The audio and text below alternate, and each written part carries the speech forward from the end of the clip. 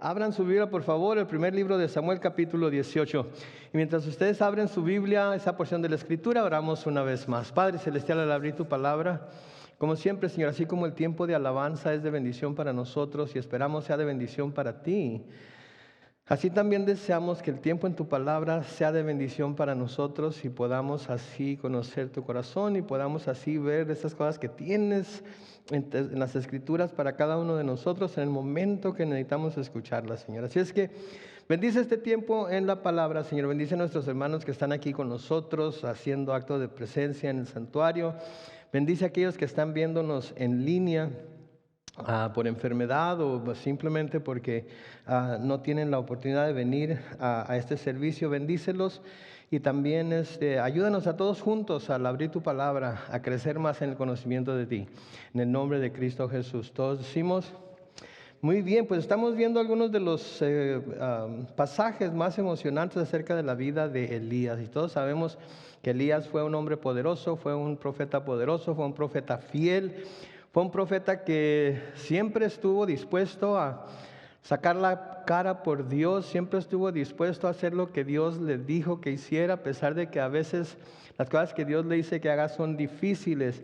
Y siempre está dispuesto a exponerse, por así decirlo, por la causa de Dios. Vimos en nuestros estudios anteriores que Elías ha puesto a prueba al dios Baal y a sus sacerdotes. Si se acuerdan, en el pueblo de Israel, en el reino del norte, se tenía a los Baales, a los Áseras, Ahab, el rey Ahab y su esposa Jezabel ayudaban mucho a los sacerdotes de Baal especialmente y les daban todo el apoyo que necesitaban para poder tener sus cultos, etcétera, etcétera.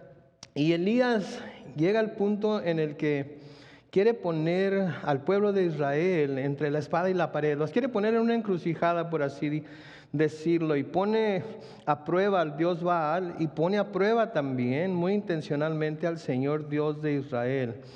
Y lo que hacen es que preparan un par de toros que van a poner sobre dos altares que no le van a encender fuego y tanto los profetas de los sacerdotes de Baal como Elías van a clamar a su Dios. Y el arreglo fue, o el acuerdo fue que el Dios que hiciera llover fuego del cielo y quemara, consumiera totalmente el sacrificio, era el Dios verdadero. Sí, era el Dios verdadero. Y se dan a la tarea de hacerlo y ponen los dos animales ahí delante de todo el pueblo. Y los profetas, los sacerdotes de Baal empiezan a brincar y a gritar y a hacer cortarse y todo tipo de cosas.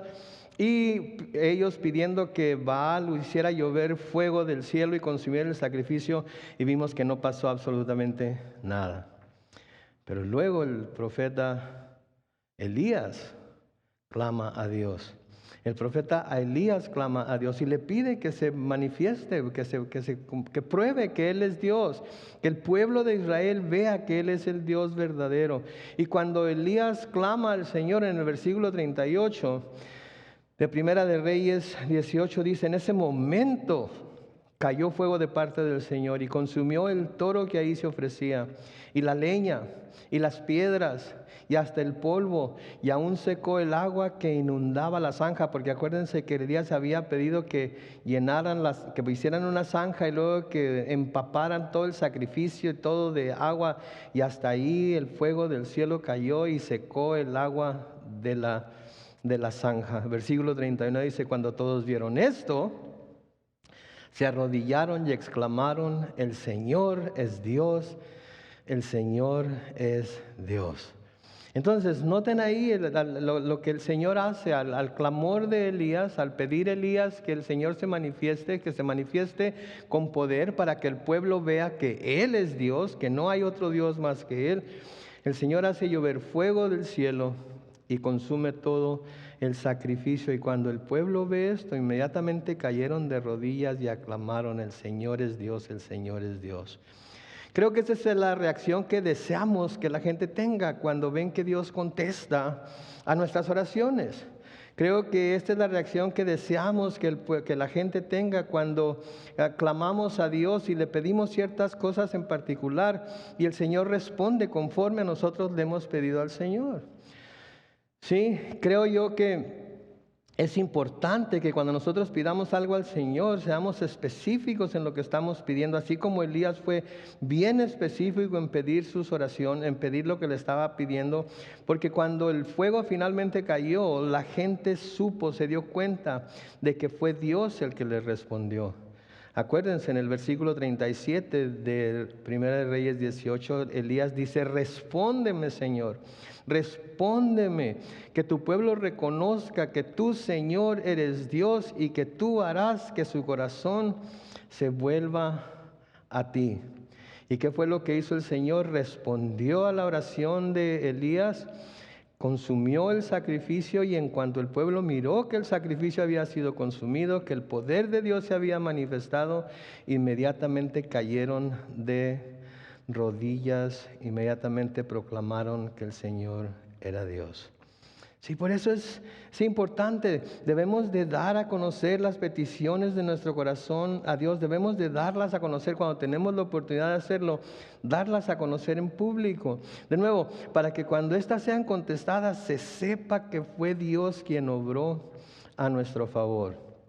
Sí, por eso es importante, creo yo, nuestro grupo de oración. Por eso es importante cuando tenemos reuniones de oración que estemos presentes y que presentemos nuestras peticiones de oración, las presentemos en voz. A veces es difícil, yo sé, a veces hay cosas que tenemos que pedir que es difícil decirlas en voz alta, decirlas y que la gente escuche. Pero es bueno que la gente escuche, porque cuando el Señor responde, saben lo que pedimos y saben que respondió de acuerdo a lo que nosotros habíamos pedido. Ahora, la reacción inmediata del pueblo fue la de caer de rodillas y exclamar: el Señor es Dios, el Señor es Dios. Que fuera lo que se esperaría aquí, ¿no es cierto? Fuera lo que se esperaría aquí. Él les había dicho: si el Baal es Dios, entonces síganlo a él. Pero si el Señor es Dios, entonces dense a la tarea de seguirlo a él. Y cuando ellos miraron la respuesta de Dios a la oración de Elías, inmediatamente reconocieron que el Señor era Dios. Pero, y vamos a ver más de esto más adelante, esto solamente fue algo momentáneo. No fue algo que se quedó en su corazón. No fue algo que los transformó. Esto no fue un avivamiento duradero, de hecho, en Israel. Sí, se esperaría que después de manifestarse el Señor de esta manera, que el corazón de Israel se volvería al Señor y que nunca más se iban a apartar de Él. Pero como vamos a ver, este no fue el caso. El pueblo definitivamente fue persuadido por lo que vio, fue persuadido por lo que escuchó de parte de Elías, pero no fue completamente transformado. Ser persuadido y ser transformado son dos cosas muy diferentes. Sí, hay mucha gente que es persuadida a considerar lo que se le habla acerca de Jesús. Hay mucha gente que es persuadida a considerar que quizás Jesús es quien se dice en la Biblia que es. Hay mucha gente que es persuadida que de alguna manera la venida de Jesús a nuestras vidas ha causado ciertos cambios en ellas, ciertos cambios en nuestro corazón, ciertos cambios en nuestra manera de pensar. Pero el ser persuadido de todo ello no quiere decir que sean transformados. Hay gente que puede ser persuadida, pero no permite ser transformada. ¿Saben de a quién me recuerda esto? ¿Saben en quién pienso cuando pienso en esto? Pienso en Judas Iscariote. Pienso en Judas Iscariote. Porque Judas Iscariote fue persuadido. Judas Iscariote fue persuadido a dejar su revolución, fue persuadido a por un momento dejar inclusive hasta su ideología a un lado, fue persuadido a dejar su manera de pensar a un lado por seguir a Jesús durante 3 años y medio. Fue persuadido a pensar que Jesús era algo especial. Fue persuadido a pensar de que quizás Jesús era esa persona que él, como revolucionario, había estado esperando, que iba a venir y que iba a liberarlo a él y al pueblo de la bota romana e iba a restablecer el reino. Fue persuadido. Tan persuadido así fue que de hecho era el tesorero del grupo de los discípulos. Él era el que se encargaba de la bolsa. Él era el que se encargaba de recibir ofrendas y él el que se encargaba de comprar las cosas que necesitaban. Fue persuadido entonces a seguir a Jesús durante 3 años y medio, pero no permitió que ese conocimiento del cual fue persuadido transformara su corazón. No permitió que ese conocimiento del cual fue persuadido transformara su corazón. Y cuando tuvo la oportunidad, ¿sí?, de mantenerse firme en Jesús o traicionar a Jesús, ¿qué fue lo que hizo? Traicionó a Jesús. Traicionó a Jesús. Ahora tenemos el contraste de Pedro. Pedro también fue persuadido de que Jesús era el Mesías, era el Hijo del Dios viviente. Sí, si ustedes se acuerdan cuando el Señor Jesucristo les pregunta a sus discípulos, ¿quién dice la gente que soy? Y ya le dicen, profeta, etcétera, etcétera. Pero ¿quién dicen ustedes que soy? Pedro le dice que él piensa que él es el Mesías, el Hijo de Dios. Y el Señor claramente le dice que no fue carne ni sangre el que le reveló eso, sino su Padre que estaba en los cielos. Y aun cuando Pedro también negó al Señor, de todas maneras, cuando tuvo la oportunidad de volverse a Dios, de volverse al Señor, ¿qué hizo? Se volvió a Dios y se entregó completamente a Él y lo sirvió como ningún otro lo había servido hasta entonces. Entonces es fácil persuadir a la gente. Sí, intelectualmente es fácil persuadir a la gente a menudo, pero el ser persuadidos no quiere decir que esas personas que son persuadidas van a permitir que su corazón sea transformado por lo que se les ha persuadido a creer. Hay gente que vive toda su vida, corre toda su carrera cristiana, ¿sí?, persuadido de que Jesús es quien dice ser, pero de su vida no cambia. Su corazón no cambia. Sigue siendo la misma cosa, sigue siendo la misma manera de pensar, la misma manera de actuar. No hay nada que demuestre que ha habido una transformación profunda en su vida. Sí, a mí a menudo llegan los hermanos, las hermanas a preguntarme acerca del cónyuge o los hijos o lo que sea, y me dicen, pastor, pero si crecieron en la iglesia, pastor, pero si se bautizaron a una edad muy joven, pastor, pero si mi esposo estaba sirviendo aquí y estaba sirviendo allá, pastor, pero sí, fueron persuadidos, ¿verdad? Fueron persuadidos de venir a la iglesia con sus familias, de venir a la iglesia con su esposa. Fueron persuadidos de venir a la iglesia con sus padres, etcétera, etcétera. Pero en todo ese tiempo que estaban siendo persuadidos de todo esto que estaban viendo, que estaban disfrutando, su corazón nunca fue transformado. Su corazón nunca fue transformado. Entonces el pueblo de Israel fue persuadido a que Dios era el Dios verdadero por lo que vieron manifestarse, pero sus corazones no fueron transformados. Ahora, noten la reacción de Elías en el versículo 40 al ver la respuesta de Dios a su petición. ¿Qué es lo que hace Elías en el versículo 40? Entonces Elías ordenó, capturen a los profetas de Baal, que no escape ninguno. Y el pueblo los capturó y Elías los llevó al arroyo de Cisón y ahí les cortó la cabeza. Wow, estuvo tremenda la cosa, ¿no? El Señor manifiesta su poder, el Señor manifiesta que Él es el único Dios, el Dios verdadero. Y Elías, al ver esto y al ver al pueblo entregado a Dios, persuadido de que Él es el verdadero Dios, ahora llama al pueblo a que capturen a todos los profetas de Baal, a que los lleven aquí al arroyo de Cisón y ahí les cortó la cabeza.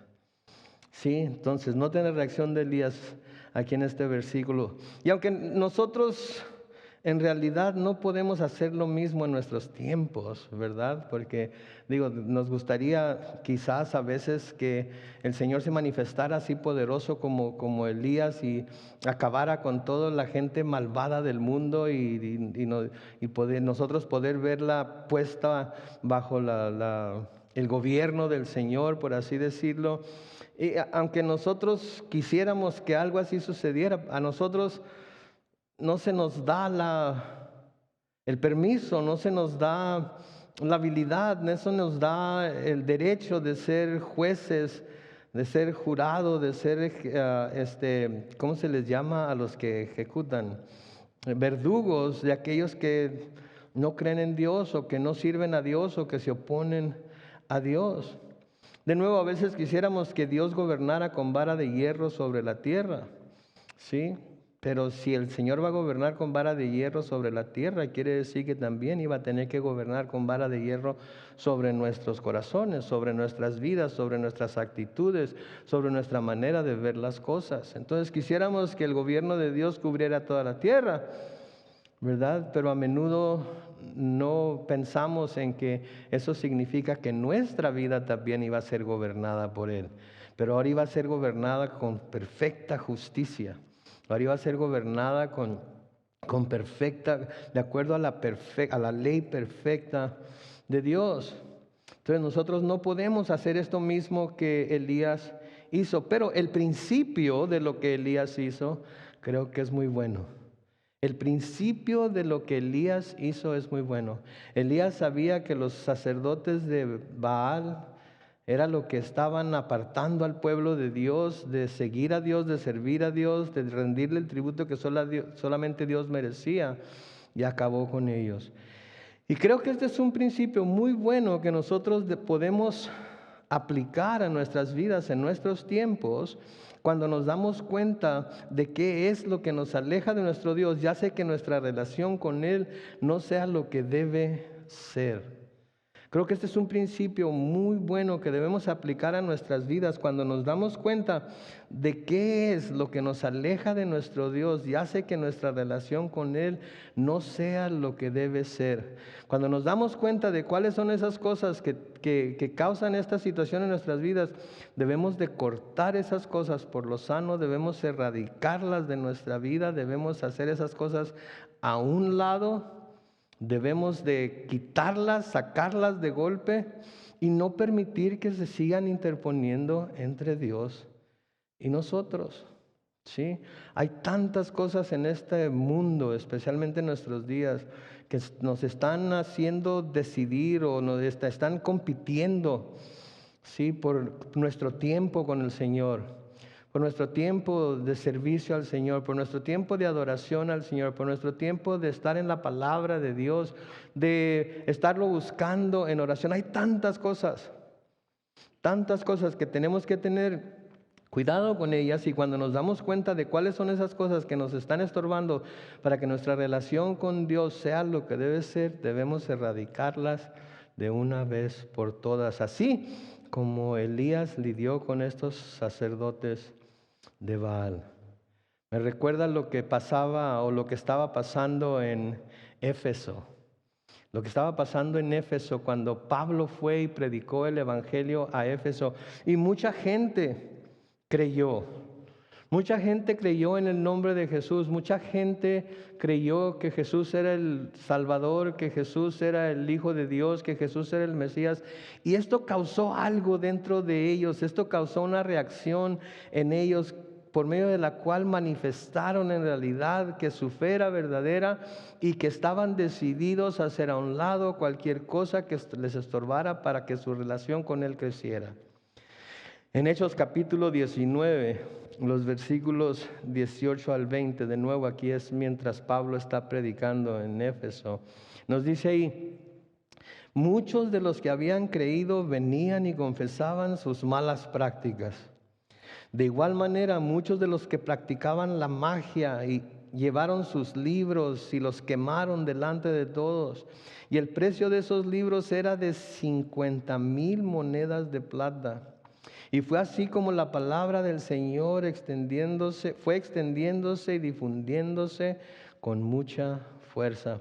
Pero noten de nuevo en el versículo 19, muchos de los que habían creído venían y confesaban sus malas prácticas primero. Venían y confesaban sus malas prácticas, sentían la convicción, al creer en el Señor Jesucristo, sentían la convicción de las malas prácticas que habían estado llevando a cabo, que iban en contra de lo que Jesucristo era. E iban y las confesaban. Se ponían a cuentas, las hablaban en voz alta, dejaban a la gente saber las cosas de las que practicaban antes. Sí, de alguna manera creo yo que cuando confesamos nuestras malas prácticas delante de hermanos a los que les tenemos confianza, cuando les hablamos de nuestras debilidades, creo que nos hacemos responsables delante de ellos para que nos llamen a cuentas en cuanto a ciertas cosas que quizás ellos nos vean hacer que no debemos estar haciendo. Sí, entonces es importante confesar, una vez que se ha creído, confesar las malas prácticas. Y luego en el versículo 19 de nuevo, dice, de igual manera muchos de los que practicaban la magia llevaron sus libros y los quemaron, noten, delante de todos. Delante de todos, así como Elías decapitó a los sacerdotes de Baal, delante del pueblo, así también estas personas quemaron sus libros de magia delante de todos. Querían que todos vieran que había habido un cambio en su corazón, que había habido un cambio en su manera de pensar, que se habían dado cuenta de que lo que estos libros significaban, de lo que estos libros eran contrarios a lo que la palabra de Dios decía. Y el precio de esos libros era de 50,000 monedas de plata. No les importó perder todo ese dinero, no les importó perder toda esa gran cantidad de plata.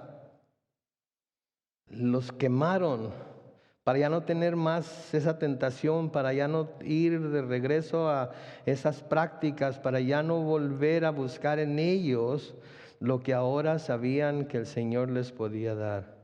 El versículo 20 de nuevo dice, y fue así como la palabra del Señor fue extendiéndose y difundiéndose con mucha fuerza. En otras palabras, en donde quiera que la palabra del Señor iba, en donde quiera que había arrepentimiento, en donde quiera que había confesión, en donde quiera, en donde quiera que las cosas que la gente había estado practicando hasta entonces eran echadas fuera, eran hechas a un lado para que ya no estorbaran en la relación que estas personas estaban entablando con Dios, la palabra del Señor fue extendiéndose y difundiéndose con mucha fuerza.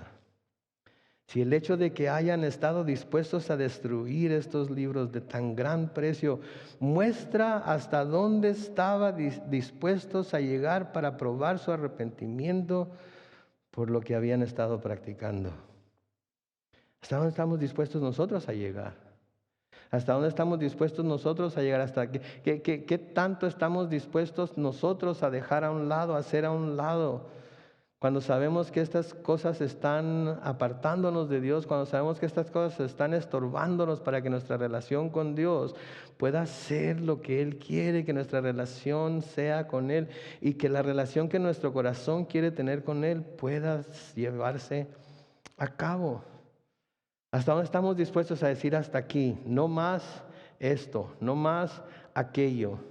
Me he dado cuenta que cuando veo esto, cuando practico esto, cuando disfruto de aquella cosa, etcétera, etcétera, eso empieza a tomar el lugar de Dios en mi vida, eso empieza a tomar el lugar que solamente Dios debe tener en mi corazón y esto me aparta, me enfría, me hace que mi relación con Él no sea lo que debe ser. Sí, ahora, no tiene que ser cosas malas las cosas que nos apartan del Señor.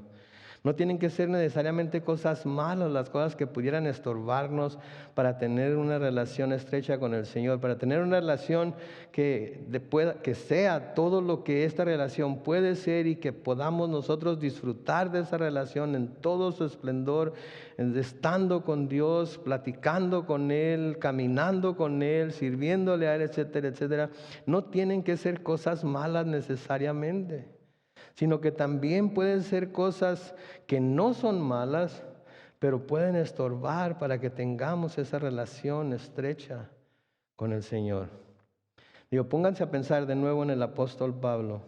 El apóstol Pablo estuvo dispuesto a desechar todo lo que conocía antes de Cristo con tal de estar más cerca de Cristo. Y sí, podemos pensar en la vida del apóstol Pablo y podemos pensar en que era perseguidor de la iglesia y podemos pensar que era fariseo de fariseos, etcétera, etcétera. Podemos pensar que era de la tribu de Benjamín, circuncidado al 8º día, en cuanto a la ley irreprochable, etcétera. Nada de eso, excepto la persecución de la iglesia, pero nada de eso en realidad tenía algo necesariamente malo. Conocer la ley era bueno. Ser fariseo quería decir estar apartado para Dios, no tenía nada de malo. ¿Sí? El ser irreprensible en cuanto a la ley no tenía nada de malo en sí mismo. Lo que llegó a tener de malo fue que se empezaba a confiar más en la perfección en su cumplimiento de la ley que en la perfección del cumplimiento de la ley por medio de Cristo. Pero Pablo estuvo dispuesto a desechar todo lo que conocía con tal de estar más cerca del Señor. En Filipenses capítulo 3, los versículos 7 al 9, el apóstol Pablo hablando aquí dice, pero todo lo que para mí era ganancia lo he estimado como pérdida por amor de Cristo. Y a decir verdad, incluso estimo todo como pérdida por la excelencia del conocimiento de Cristo Jesús, mi Señor. Por su amor lo he perdido todo y lo veo como basura para ganar a Cristo y ser hallado en Él, no por tener mi propia justicia que viene por la ley, sino por tener la justicia que es de Dios y que viene por la fe en Cristo.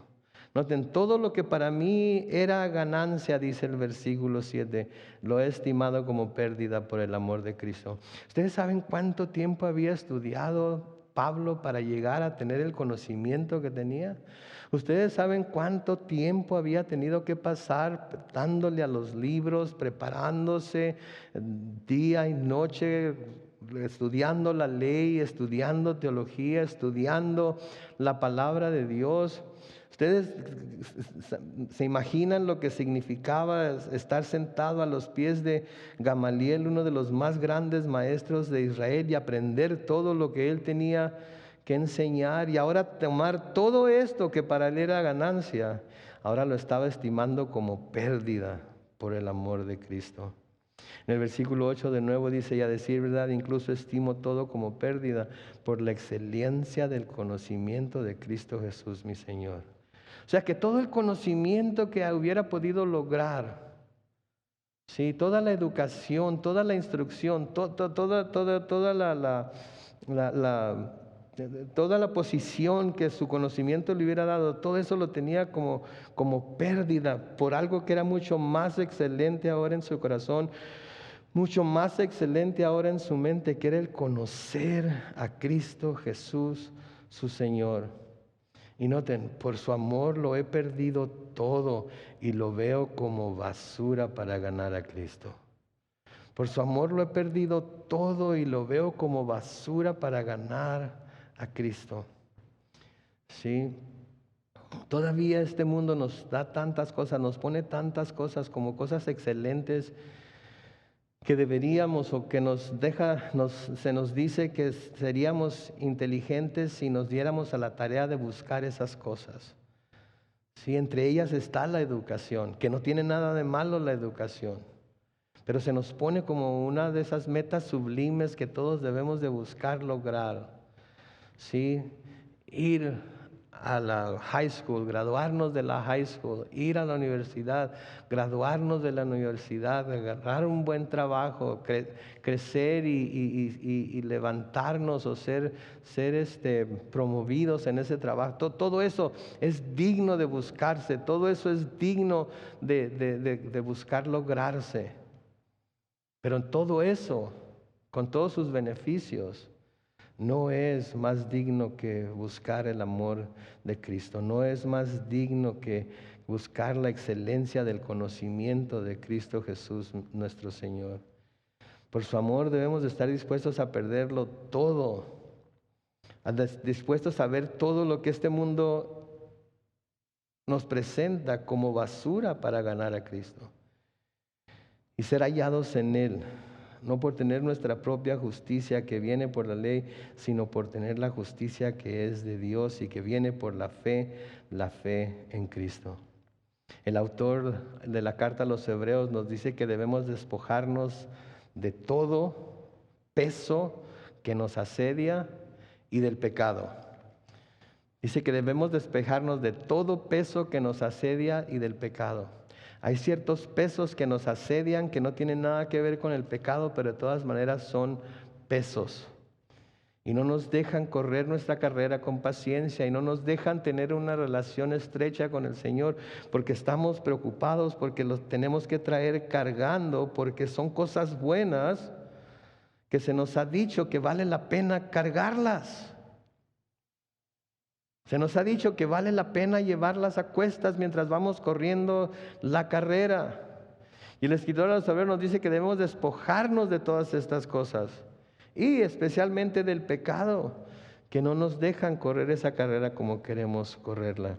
Entonces este principio de acabar con todos los profetas de Baal, que fue lo que hizo Elías, no es algo que nosotros de nuevo debamos o podamos hacer, pero sí es un principio que debemos aplicar a muchas cosas que se nos presentan en esta vida, que se nos presentan en este mundo, que a menudo estorban para que nuestra relación con Dios sea todo lo que ésta debe ser.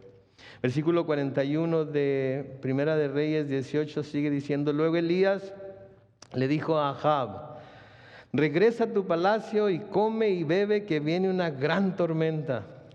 El rey se fue a comer y beber mientras que Elías subió a la cumbre del monte Carmelo. Y ahí se postró en tierra y hundió la cabeza entre sus rodillas. Noten aquí algo muy importante. Las reacciones del rey y el profeta ante lo que se aproximaba son muy, muy reveladoras. La reacción del rey y el profeta, disculpen un momento, sí, son muy reveladoras a la vista de lo que se estaba aproximando.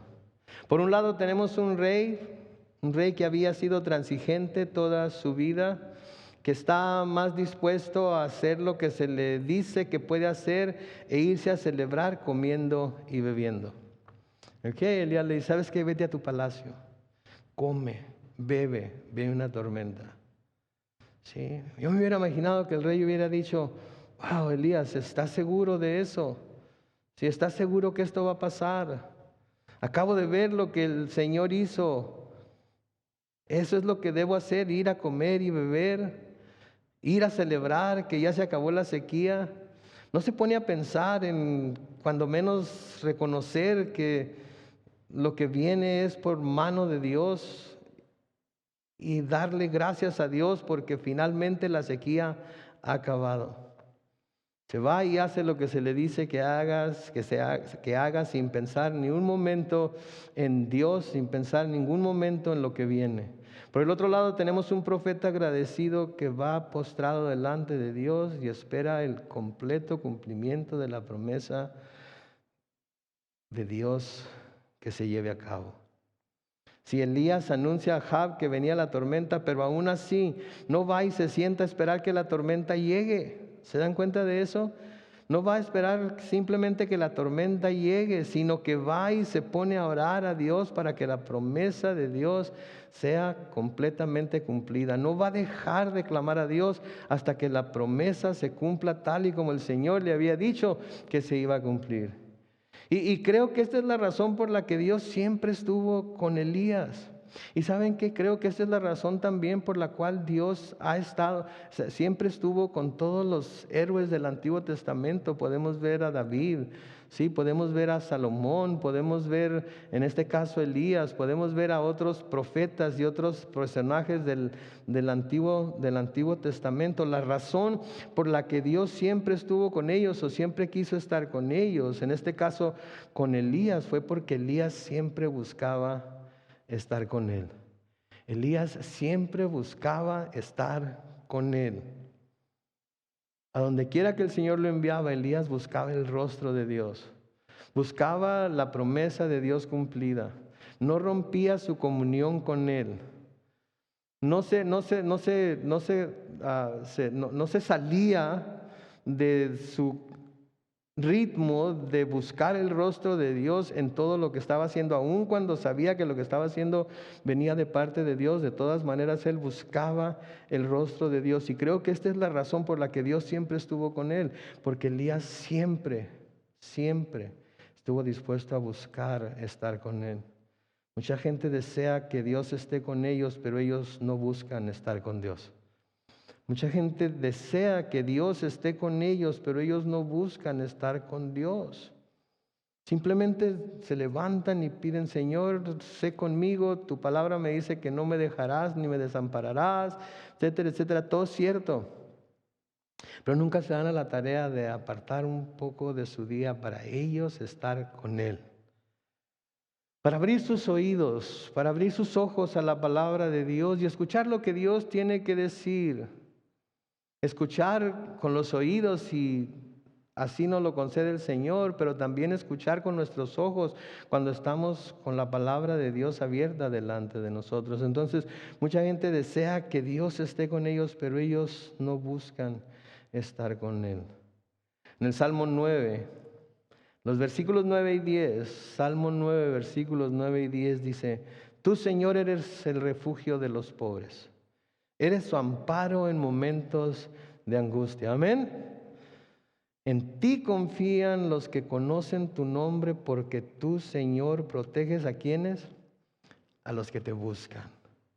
Porque tú, Señor, proteges a los que te buscan. De nuevo, versículo 9. Tú, Señor, eres el refugio de los pobres. Eres su amparo en momentos de angustia. En ti confían los que conocen tu nombre, porque tú, Señor, proteges a los que te buscan.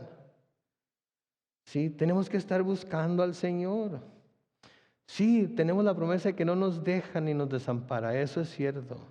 Pero cuando estamos buscando al Señor, cuando estamos buscando tener esa comunión íntima con Él, sí, los que salimos bendecidos somos nosotros, porque nos damos cuenta que de hecho Dios sí está ahí, que Dios está en las páginas de su palabra, que Dios está en medio de nuestras alabanzas, que Dios está en medio de nuestras oraciones y que nos escucha, porque lo buscamos con nuestro corazón. En el Salmo 40, los versículos 13 al 16, Salmo 40, versículos 13 al 16, dice: Señor, dígnate ayudarme. Señor, ven pronto a socorrerme. Que sean avergonzados y confundidos todos los que buscan acabar con mi vida. Que retrocedan en vergonzosa derrota todos los que buscan mi mal. Que sean derrotados por sus ofensas todos los que se burlan de mí. Pero que se alegren todos los que ¿qué? Los que te buscan. Señor, que siempre proclamen tu grandeza todos los que aman tu salvación. De nuevo el versículo 16, pero que se alegren todos los que te buscan. ¿Saben qué? Nos levantamos en la mañana, respiramos el aire del nuevo día, le damos gracias a Dios por la bendición de vivir un día más. Si hemos estado enfermos, le damos gracias al Señor por la bendición de ir de salida o de haber salido, etcétera, etcétera. Le damos gracias a Dios porque tenemos la oportunidad de volver a acercarnos a Él, ¿sí? Y luego nos alegramos de haberlo buscado. Nos alegramos de haber esperado en Él. Nos alegramos porque al esperar en Él y buscarlo a Él, no somos decepcionados, no somos defraudados. Sí, sabemos que Él ahí ha estado. Sabemos que Él ahí ha estado, aún en nuestros momentos más difíciles. Y yo sé que muchos de nosotros hemos pasado momentos muy difíciles últimamente. Muchos de ustedes han pasado momentos muy difíciles últimamente. Y yo sé que cuando han estado buscándolo a Él, clamando a Él, cuando han estado pidiéndole, me encanta el versículo 13 del Salmo 40, Señor, dígnate ayudarme. Señor, ven pronto a socorrerme. ¿Se han sentido así? ¿Se han sentido así? Que ya quieren que ya, Señor, ahorita, no puedo esperar más. Ya, por favor, no lo soporto más. Y luego nos quedamos callados porque ya no hay más palabras que puedan salir de nuestra boca. Y a veces nos quedamos dormidos, ¿verdad? Especialmente estamos descansando, no estamos trabajando, nos quedamos dormidos y despertamos unas horas más tarde y sentimos como que algo nos levantó, como que algo nos llenó y podemos levantarnos y seguir aún en la batalla, ¿sí? Que se alegren todos los que te buscan, Señor, que siempre proclamen tu grandeza todos los que aman tu salvación. Saben, a menudo pasamos por situaciones difíciles, a veces es por insensateces nuestras, a veces es simplemente porque así pasan las cosas, pero el pueblo de Israel, aun cuando pasaron por todas las cosas que pasaron, el cautiverio, el exilio, etcétera, etcétera, etcétera, el Señor les dice por medio del profeta Jeremías, les recuerda que cuando estén en su cautiverio, cuando estén en su exilio, por no haberle obedecido, les recuerda en Jeremías 29 versículos 12 y 13, Jeremías 29 versículos 12 y 13, les recuerda y les dice, entonces, cuando estén en su cautiverio, cuando ya los 70 años de su exilio estén por terminar, entonces ustedes me pedirán en oración que los ayude, y noten lo que dice, y yo atenderé sus peticiones. Gloria a Dios por ese corazón tan misericordioso de Dios, ¿no es cierto? Gloria a Dios por ese corazón tan lleno de gracia de Dios. Que a los hijos de Israel, y esto me encanta que haya sido así con los hijos de Israel, porque quiere decir que tiene ese mismo corazón para conmigo también, que cuando llego a tener que sufrir por razones de mi propia imprudencia, por mi desobediencia o porque no hice las cosas como debería hacerlas, sino que seguí mis propios deseos de mi propio corazón como yo quise de todas maneras. Cuando el Señor me dice, cuando estés ahí, cuando estés en esa posición, cuando estés en esa situación, entonces, así como los hijos de Israel, tú me pedirás en oración que te ayude y yo atenderé tus peticiones. En el versículo 13 de Jeremías 29 dice, y cuando ustedes me busquen, me hallarán, si me buscan como de todo corazón. ¿Cuándo es cuando buscamos a Dios en realidad de todo corazón? No es cuando estamos siendo presionados, no es cuando estamos pasando por dificultades demasiado grandes para nosotros como para soportarlo. No estoy diciendo que no busquemos a Dios en otras ocasiones, claro que lo buscamos, estoy seguro que todos ustedes lo buscan, pero ¿cuándo es cuando lo buscamos así como dice el versículo 13 de Jeremías 29? Cuando ustedes me busquen, me hallarán, si me buscan de todo su corazón. Si entregamos nuestro corazón completo a buscar al Señor, ¿sí? Cuando el Señor ve que nuestro corazón lo desea tanto, que nosotros lo deseamos tanto, que nosotros deseamos que nuestra relación con Él sea lo más cercano posible, saben que Él no nos desilusiona. Él siempre va a estar ahí para nosotros. Él siempre va a estar ahí para recibirnos, siempre va a estar ahí para fortalecernos. El escritor a los Hebreos nos dice en Hebreos capítulo 11 y el versículo 6 que sin fe es imposible agradar a Dios. Porque es necesario que el que se acerca a Dios crea primero que Él existe y luego que sabe recompensar a quienes lo buscan. ¿Cuántos sabemos que Dios sabe recompensar a quienes lo buscan? Amén. Entonces, por eso nuestra vida La cosa más importante que podemos hacer en nuestra vida es que buscar a Dios. Buscar a Dios si queremos que las cosas vayan bien o no necesariamente que vayan completamente bien todo el tiempo, porque a menudo aunque busquemos a Dios de todas maneras pasan ciertas cosas que no estaban provistas que pasaran, pero si lo buscamos a Él, ¿sí? Él sabe recompensar a quienes lo buscan. De nuevo, cuando estamos en esas situaciones insoportables, cuando estamos en esas situaciones en las que ya no podemos más, buscamos su rostro en nuestra debilidad y esperamos que Él responda y nos quedamos dormidos y cuando menos pensamos despertamos y algo sucede en nosotros. ¿Por qué? Porque Él sabe recompensar a quienes lo buscan. Es imposible agradar a Dios si no hay fe en nuestros corazones. Y es necesario que si nos vamos a acercar a Dios, primero creamos que Él existe. Pero también debemos creer que Él recompensa a quienes lo buscan, porque si creemos que Él recompensa a quienes lo buscan, lo vamos a buscar continuamente, porque queremos su recompensa, ¿no es cierto? Queremos su bendición, queremos su fortaleza, queremos su sanidad física, mental, espiritual, emocional. Queremos estar completos, queremos estar sanos completamente, porque todo va relacionado uno con lo otro. Y si estamos sanos físicamente, pero no estamos sanos espiritualmente, ¿de qué nos sirve? Y si estamos sanos físicamente, pero no estamos sanos emocionalmente, ¿de qué nos sirve? Entonces tenemos que buscar una sanidad completa en el Señor, para poder estar sanos física, emocional, especialmente espiritualmente, ¿sí? Para que esa sanidad venga de parte de Dios por nosotros haberlo buscado. Versículo 43 de Primera de Reyes 18 dice: luego le dijo a su criado: sube más arriba y mira hacia el mar. Y el criado subió, miró al mar y bajó a decir que no se veía nada. Pero el profeta le ordenó que regresara 7 veces más y mirara. Y a la 7ª vez el criado dijo: veo que del mar se levanta una nube, pequeña como la palma de una mano.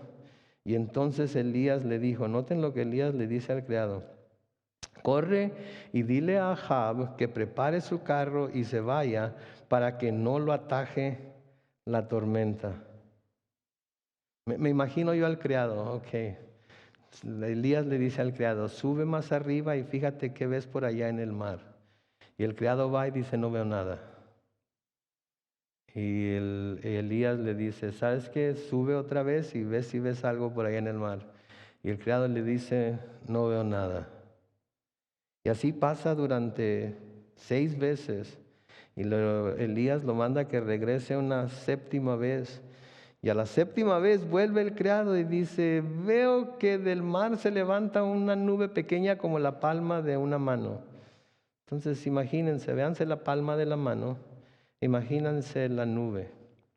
Me imagino que no ha de haber sido del tamaño de la palma, pero por lo lejos que estaba el criado lo miraba del tamaño de una palma, ¿verdad? Entonces veo una nube como la pequeña como la palma de una mano. Y entonces Elías le dijo: corre y dile a Ahab que prepare su carro y se vaya, para que no lo ataje la tormenta. Y el criado me lo imagino pensando así, como que rascándose la cabeza, preguntándose si me habrá oído que la nube que vi es del tamaño de la palma de una mano. ¿Me habrá oído?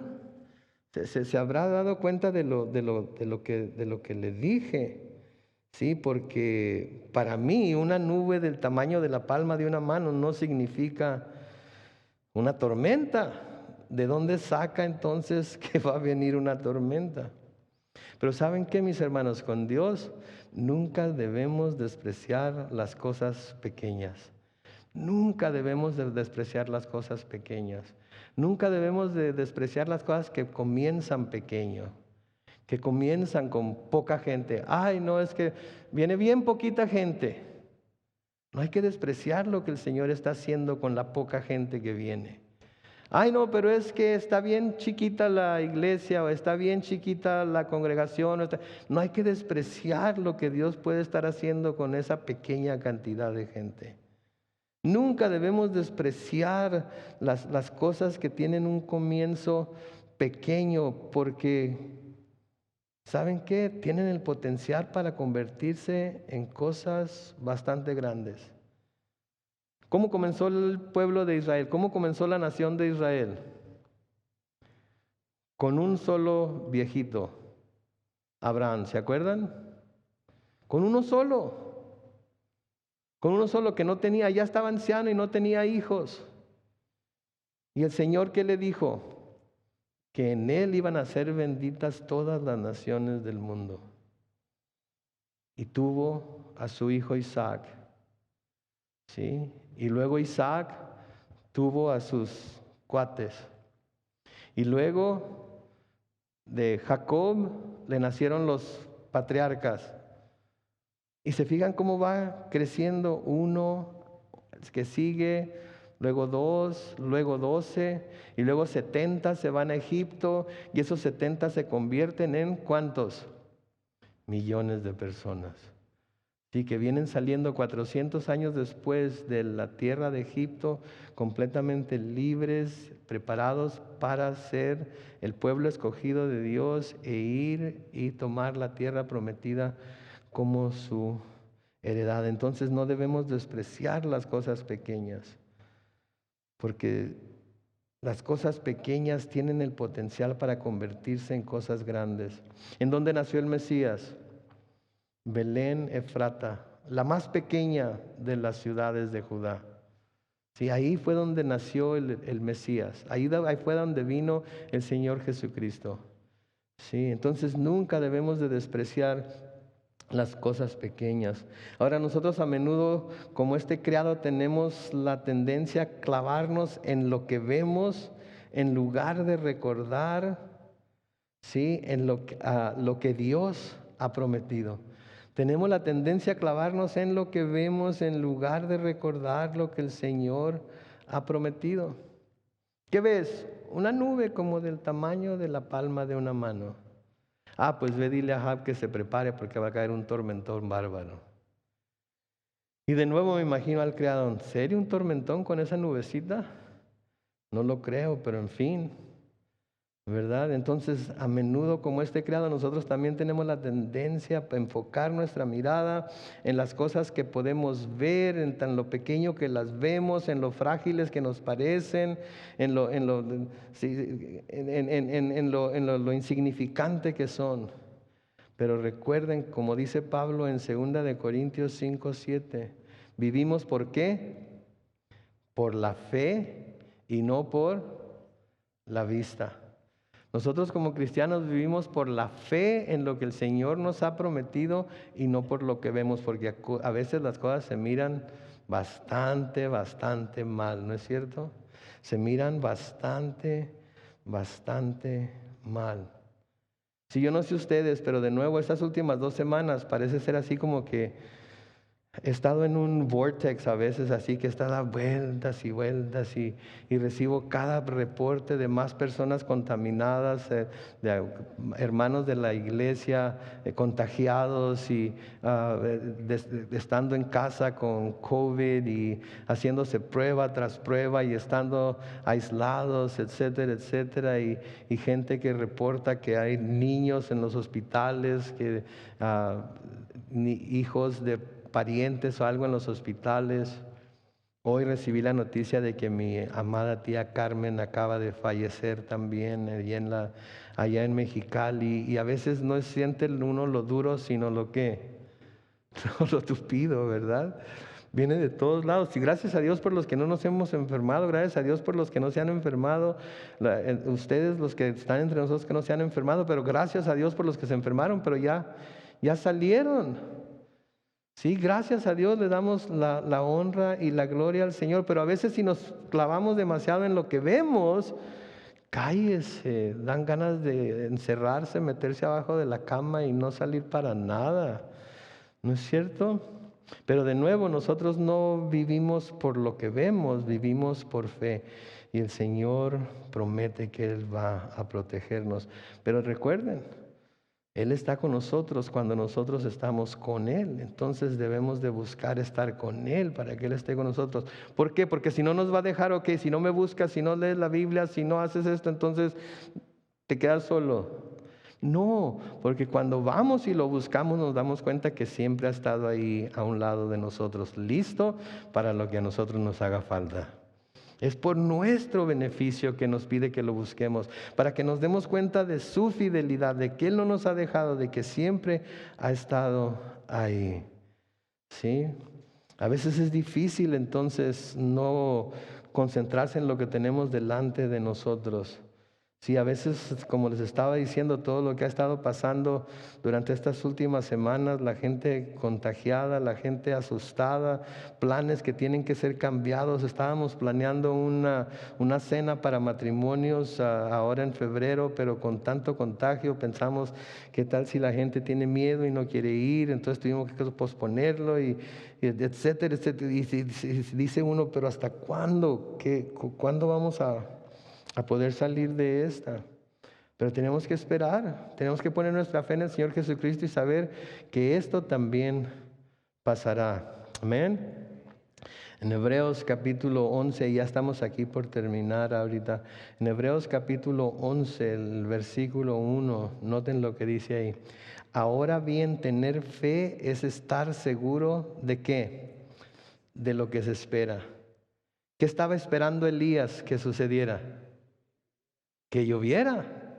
Él estaba esperando que lloviera. Él no estaba esperando nada menos.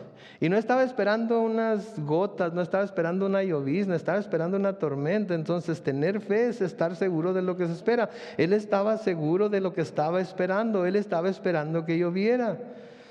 Sigue diciendo, es estar convencido de lo que no sé qué, de lo que no se ve.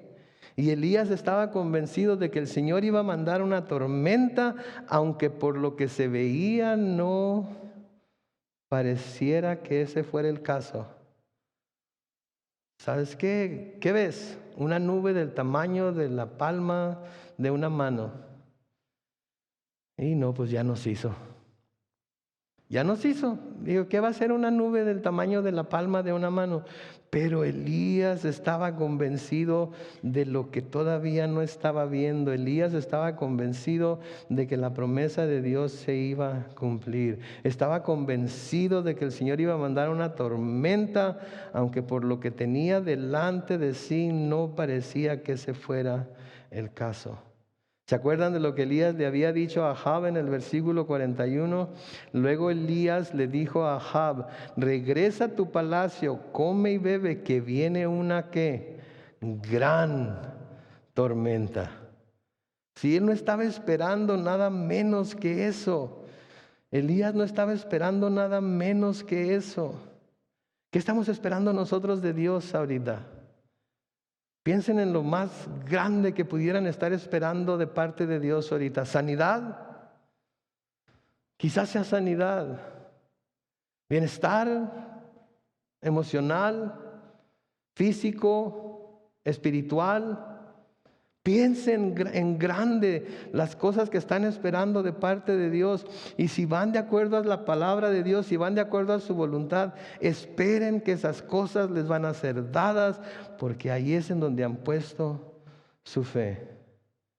Sí, Elías estaba esperando, le dijo a Ahab, regresa a tu palacio, come y bebe, que viene una gran tormenta. No estaba esperando nada menos que una tormenta gigantesca. Noten el versículo 45.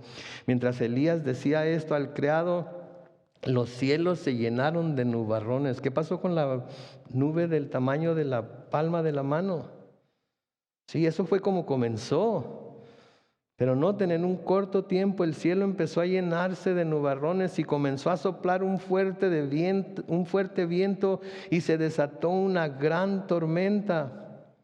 Y Ahab partió de ahí y se fue a Jezreel. Pero luego me encanta lo que dice el versículo 26, noten. Me encanta pero el poder del Señor estuvo con Elías. El poder del Señor estuvo con Elías. De nuevo, vemos que el Señor estaba con Elías porque Elías había estado buscando al Señor. El Señor estaba con Elías porque Elías había estado buscando al Señor en oración y había estado esperando que la promesa de Dios se cumpliera. Sí, la segunda parte del versículo 46 dice, ¿quién se ajustó la ropa? Hablando de Elías, y se echó a correr y llegó a Jezreel antes que el carro de Ahab. Entonces, pónganse a pensar imagínense esto, está Elías en el monte, está orando con las rodillas, su rostro entre las rodillas, está clamando al Señor. El siervo viene y le dice que hay una pequeña nube. Elías le dice, ve, dile a Ahab que se prepare porque va a venir una gran tormenta, que prepare sus carros, que prepare sus caballos y se echa a correr porque si no la tormenta lo va a alcanzar.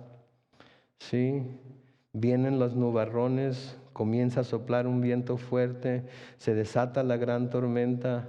Ahab parte en sus caballos, Ahab parte en sus carros, se va a Jezreel. Sí, pero el poder del Señor estaba con Elías. ¿Y qué hizo Elías? Se fajó los vestidos, por así decirlos, se agarró corriendo y llegó a Jezreel antes que el carro de Ahab. La distancia que recorrió fueron 13 millas de donde Elías estaba hasta Jezreel. A pie, corriendo.